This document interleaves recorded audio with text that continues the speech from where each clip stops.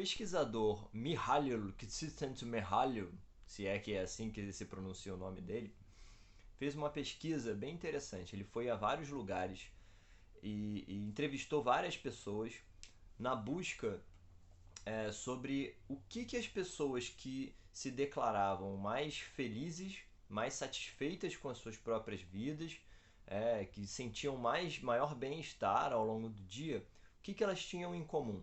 Então ele fez essa pesquisa e eram pessoas de várias classes sociais diferentes, várias profissões diferentes, vários tipos de atividades que as pessoas faziam que às vezes não tinham nada a ver umas com as outras, né?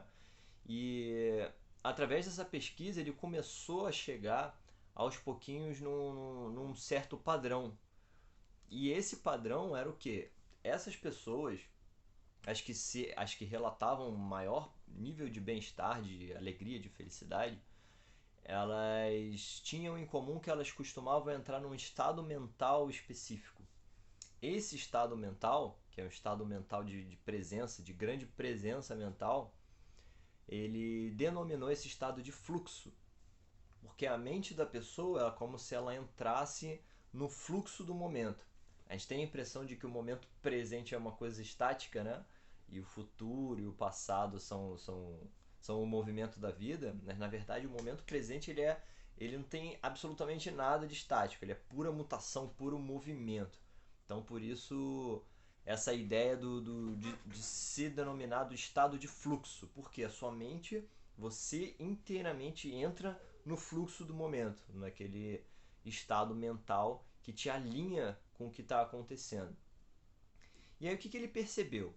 Essas pessoas, para entrarem nesse estado de fluxo, tinha todas elas tinham alguma atividade que elas gostavam muito de fazer, elas se dedicavam, e quando elas estavam se dedicando àquilo, elas conseguiam entrar nesse estado e relatavam coisas semelhantes, como um pouco da perda da noção de tempo, um pouco da perda de noção de si mesmo, da própria identidade, digamos assim, como se a pessoa estivesse se fundindo ao momento de alguma forma. Uma perda também de preocupações, uma perda de medos, um estado de perfeita consciência, perfeito controle, e uma capacidade de fazer as coisas de forma intuitiva. Então, é o estado mental que a gente vê também que grandes atletas, quando batem recordes, muitas vezes eles estão nesse estado mental, quando fazem feitos incríveis. Né? Inclusive, tem um livro bem interessante que se chama Super-Humanos. E o cara fez uma pesquisa sobre os atletas de esportes radicais, que são esportes que as pessoas estão arriscando a vida ali o tempo todo, né? E a ideia dele era entender por que nesses esportes radicais os recordes e as evoluções são muito grandes e muito rápidas. É justamente porque quando um dos fatores, né, que leva a pessoa a estar em fluxo é justamente o risco, né, a obrigação de estar totalmente presente. Então, esse estado de total presença faz com que grandes feitos possam ser alcançados. Óbvio que, né, nos esportes radicais muita gente morre também, então não podemos omitir esse fato. Mas nos faz entrar em contato com essa ideia. Existe um estado mental que a gente pode entrar que nos traz bem-estar, satisfação, uma extrema qualidade no que a gente está fazendo e só traz benefícios. O problema é quando isso envolve um risco de vida, né? E pode, né, ter uma consequência desagradável aí. Ok? Então, é, essa questão do fluxo tem muito a ver justamente com a presença mental. O estado de fluxo é um estado de presença mental. E existem vários graus, vários níveis de estado de fluxo. Dos mais simples, que, que é fácil de alcançar no dia a dia com praticamente qualquer tarefa, e os mais profundos, que normalmente são essas atividades em que a gente tem um grande grau de habilidade, um grande grau de interesse e a gente se dedica realmente para desenvolver aquilo. Aí, os estados mais profundos de fluxo, em que a pessoa realmente se dissolve e alcança níveis de compreensão e de execução muito altos, né? Normalmente são nesses momentos, com essas atividades, tá? Então, o que a gente pode ver, né? O que o Mihaly Csikszentmihalyi desenvolveu para a gente entender melhor como alcançar esse estado de fluxo, né? Se você botar num gráfico, aqui embaixo, por exemplo, né, nesse eixo do gráfico, a gente pode dizer que é o eixo da habilidade, e nesse eixo do gráfico, se a gente pegar esse gráficozinho aqui, é o eixo da dificuldade do que você esteja fazendo, tá? Então, o estado do fluxo ele anda aqui no meio, tá? Nesse gráfico, ou seja, ele surge quando você consegue fazer algo que exija ao máximo das suas habilidades, certo? Você tem que estar 100% ali usando todos os seus recursos internos para fazer aquilo, aí você consegue entrar no estado de fluxo. Se a dificuldade da atividade for alta demais, né? Ou seja, se você tiver aqui no gráfico, começa a gerar tensão. Você não tem a capacidade ainda de lidar com aquilo, começa a ficar tenso, é muita coisa para lidar, isso gera uma constricção, uma irritação, né? Você não consegue entrar no fluxo no momento. Da mesma forma, se a dificuldade, né, nessa parte aqui de baixo do gráfico, se a dificuldade é muito abaixo do seu nível de habilidade, começa a gerar um desinteresse, começa a gerar um tédio, né? E a sua mente começa a se dispersar, porque ela praticamente não precisa usar seus recursos internos para lidar com aquela atividade que está sendo desenvolvida ali. Então, a ideia é que a gente possa, né, o grande macete, o geral, né, é você se aproximar ao máximo dessa linha do meio. Ou seja, alinhar as suas atividades com o nível de dificuldade que esteja próximo ao seu nível de habilidade. Você esteja sempre se forçando e isso naturalmente faz com que você evolua mais rápido, de forma muito mais eficiente do que sempre ficar fazendo parada no nível muito fácil ou sempre quebrando a cabeça e se arrebentando e não conseguindo entender o que está acontecendo, tá? Agora, como a gente pode fazer isso no dia a dia? Existem várias maneiras, né? Uma delas, óbvio, né, que é o foco da pesquisa, primeiro, escolher alguma coisa para se tornar mestre, né, para buscar a maestria em algo. Por quê? Você vai desenvolvendo níveis mais altos de habilidade nessa qualquer coisa que você queira ter uma maestria, e naturalmente você vai tendo que subir o nível de dificuldade. Então acaba subindo, né, nessa escada.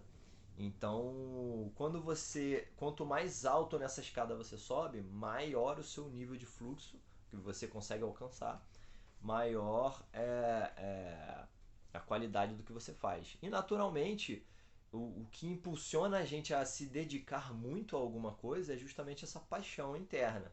Então, ou seja, você vê algo que realmente você tem uma paixão, tem uma vontade de. Quando você faz aquilo, parece que o tempo voa, né? Tipo isso, basicamente assim. E se dedicar àquilo até alcançar e ir alcançando níveis cada vez mais altos de maestria. Então, esse é o caminho mais direto, né, do fluxo. Porém, como a gente está falando aqui, né, parece que a gente fugiu um pouco do Siddhartha, a gente está falando de presença mental. E no Zen, por exemplo, que é um dos ramos, né, desse estudo que a gente faz, que ele lida estritamente, né, muito estritamente não, mas ele dá muito foco para a coisa da presença mental, e direciona que a ideia é que você leve o estado de fluxo para todas as atividades da sua vida. Então, ou para o máximo que der, né? A gente já conversou aqui no vídeo anterior sobre esse assunto, sobre vários conceitos de como você pode fazer isso, né, na prática, mas agora eu vou dar uns exemplos do dia a dia de como você pode aumentar o nível de dificuldade de uma tarefa comum para que ela emparelhe mais com a sua habilidade e te faça estar mais presente, mais no fluxo, estando realmente com a mente presente, elevando o seu nível de consciência, o seu nível de presença. E quando você for meditar, por exemplo, a meditação vai estar muito melhor. Te dando mais bem-estar, mais prazer, né? Isso a gente já conversou também. Porque fazer algo concentrado traz um bem-estar por si só. Né? E você está conseguindo executar aquela tarefa dentro da sua habilidade também. Então, alguns exemplos de como é que a gente pode fazer isso no dia a dia com atividades simples. Primeira é procurar fazer da forma mais perfeita possível. Então, um exemplo. Você pega uma mão e tem que cortar uma mão. Você vai comer e outra pessoa vai comer também, digamos assim, né? Uma coisa é você chegar, plaft, partiu uma mão, toma e esse pedaço é meu, ou toma e toma. Outra forma é você buscar a perfeição, ou seja, como eu posso cortar esse mamão exatamente no meio, da forma que ele fique o mais perfeitamente bem dividido, né? 50% para um lado, 50% para o outro, para que seja 100% justo, né? E aí, para fazer isso, eu vou precisar de mais atenção, de mais energia, eu vou precisar usar a minha consciência para chegar naquela perfeição. Outro exemplo é o silêncio. Quando você, por exemplo, você levanta da cama ou abre a porta do banheiro, coisa do tipo, né? Quando a gente levanta da cama e não quer acordar uma pessoa, é importante que a gente faça silêncio. Para você fazer um movimento sem fazer barulho, é muito mais difícil do que você fazer barulho. Então, se você procurar escolher algo que você não faça barulho, para que você não faça barulho, você andar devagar. Você vai ter que prestar atenção no contato do pé com o chão, na transferência de peso, na velocidade que você está controlando o seu corpo para que não faça barulho. Então pode ser ao acordar, ao levantar, ao abrir ou fechar uma porta. São macetes para você se forçar a estar presente. Outro exemplo é ritmo. Então, se você fazer uma atividade comum dentro de um ritmo, você buscar seguir o ritmo de uma música, por exemplo, você é importante para sua mente ela tá trabalhando para se encaixar, para coordenar o corpo, assim como na dança, por exemplo, para coordenar o corpo para se encaixar naquele tempo correto.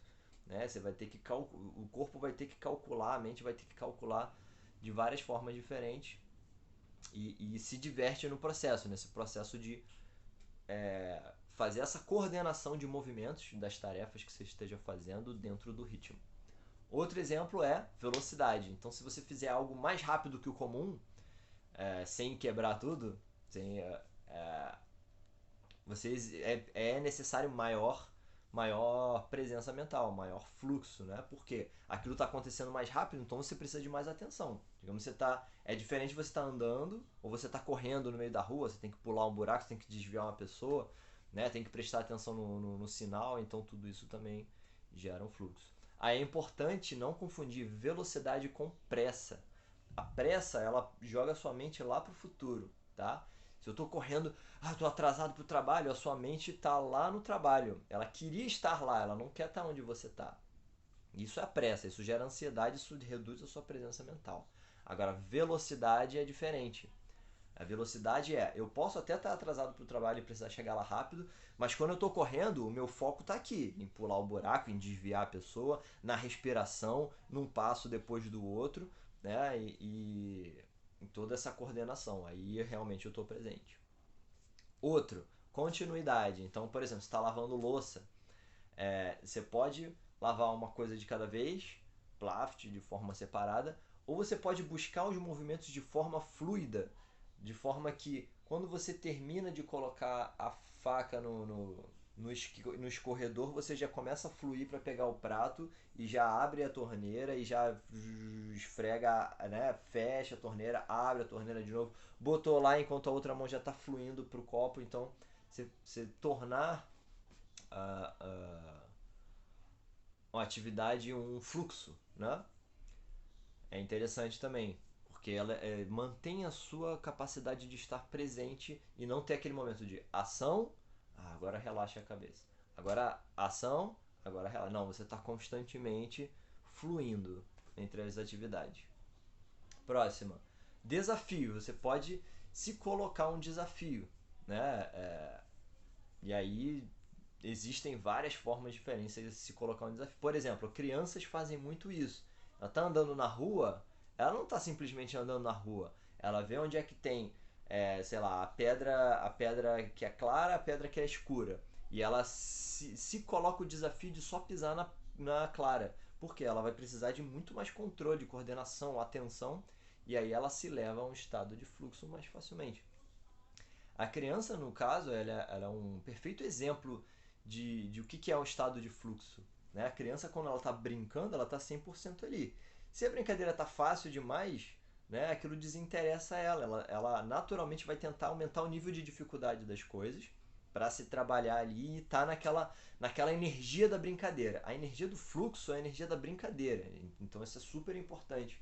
Né? A gente não perder isso quando cresce, né? Você aprender a ativar essa energia da brincadeira no trabalho, no dia a dia, de uma forma geral. E o último exemplo, né? Para fechar o vídeo, é a restrição. Então você pode restringir, por exemplo, um sentido. Você vai tomar banho, você pode fechar os olhos ou apagar a luz, por exemplo. Né? Então se dificulta, você vai se forçar a prestar muito mais atenção no tato, na posição, na memória, para poder conseguir tomar banho sem olhar para as coisas. Vai começar a perceber muito mais os cheiros, muito mais o contato, aonde que está com sabão, onde é que não está. Então, todo tipo de restrição, quando você restringe um sentido, por exemplo, né, ou faz outro tipo de restrição, por exemplo, não posso usar, vou comer com a mão esquerda porque eu sempre como com a direita, né? Então isso vai te forçar a estar mais presente.